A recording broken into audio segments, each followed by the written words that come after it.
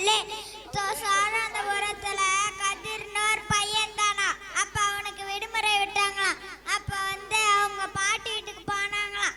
அப்ப அவங்க நிறைய மரங்கள், நிறைய உயர்ந்த தண்ணி மரங்கள்லாம் இருந்துச்சான்.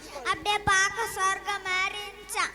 அப்ப அவன் போய் அங்க உட்காந்து போனே நோண்டி இருந்தானா. அப்ப அவங்க பாட்டி ஆடா ஊர்ல சுத்தி காமிக்கிறான்னு சொன்னாங்களாம்.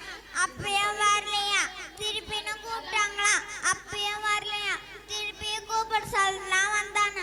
அப்ப அவங்க வரம்பால் நடந்து போயினே இருக்கும் போது பாட்டி அங்க பாரு ஆலமரம் சொன்னாங்களாம்.